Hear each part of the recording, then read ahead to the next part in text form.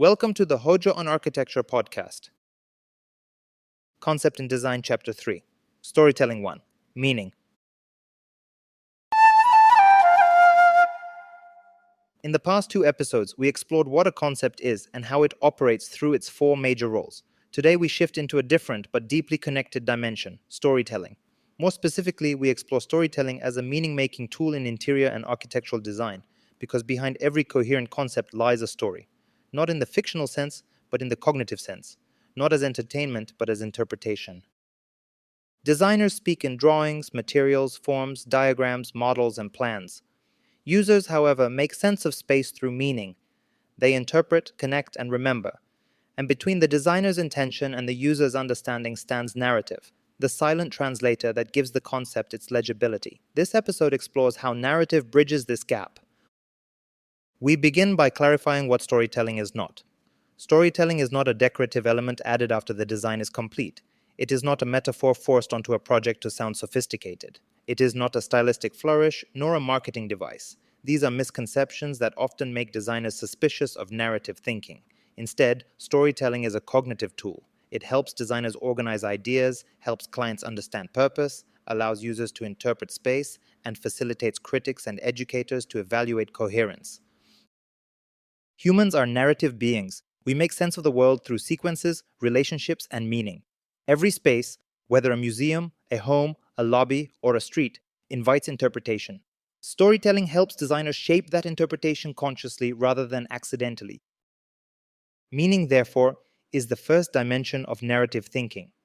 Meaning in design is not something that exists out there waiting to be added. It is something that emerges through relationships. The relationship between concept and form, between function and atmosphere, between cultural context and spatial expression, and between intention and perception. Narrative thinking guides these relationships. It asks, what does this design choice mean?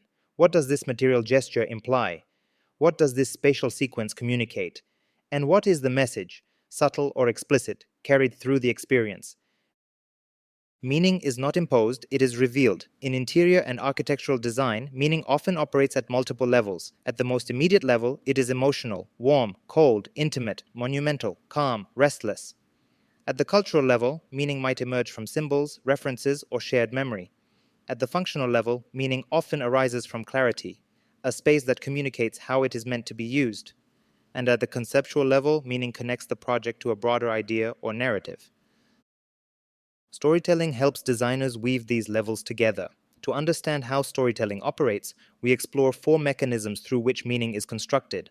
The first, metaphors, provides designers with conceptual direction. They help articulate an idea by framing it through a familiar reference.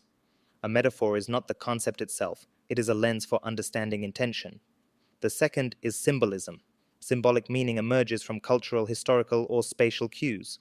A symbolic gesture may be subtle, a material echoing a memory, a form referencing a landscape, or explicit, like an element that carries ritual or cultural value. The third, a narrative frame, gives coherence to project intentions. It answers questions such as, what is the story of this place? What is the user supposed to understand or feel?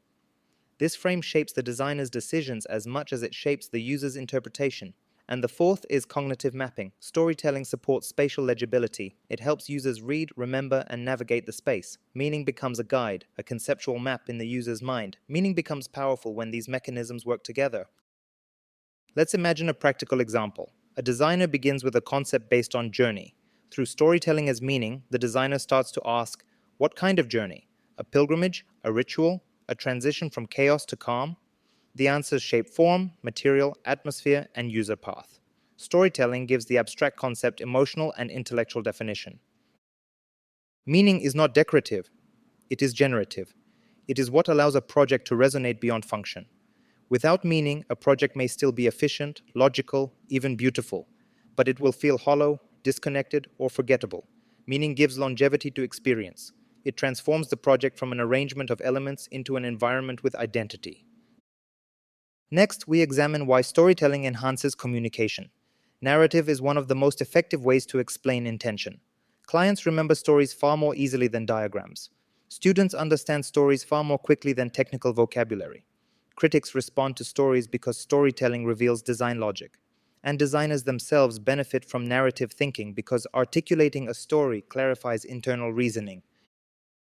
In professional settings, storytelling helps designers present their ideas with clarity, justify decisions coherently, communicate purpose and identity, and engage users emotionally and cognitively. A concept supported by storytelling becomes more than a slogan. It becomes an explanation. We then explore the role of storytelling in shaping identity. Every interior and architectural project has an identity, a presence, a character, a sense of belonging.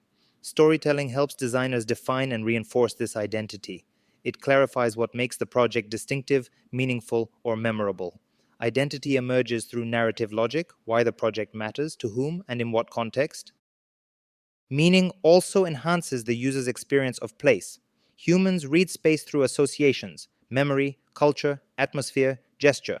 Storytelling helps designers create spaces that feel intentional rather than arbitrary. A corridor may feel transitional, a room may feel embracing, a threshold may feel significant. These sensations are not accidents, they are narrative decisions. Meaning is a quiet dimension of design, yet powerful. It moves beneath the surface of form and function, shapes how people feel before they consciously understand why, and binds the project together in the user's memory.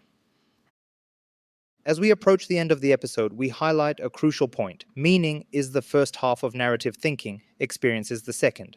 Today's episode focuses on how storytelling creates meaning, symbolic, emotional, conceptual, and cultural. But in episode 4, we explore something far more embodied, how users live a spatial story. Meaning gives the project an intellectual and emotional center. Experience gives it rhythm, movement, and memory. In other words, meaning explains what the project says. Experience explains how the project feels. But before we continue, episode 3 establishes the foundation. Design tells us what it is, and storytelling tells us why it matters. Meaning is the bridge between intention and interpretation. And storytelling, the designer's oldest cognitive tool, is what allows that bridge to exist at all. Next time, we move to storytelling 2. Experience. Narrative as movement, sensation, and memory in interior and architectural design.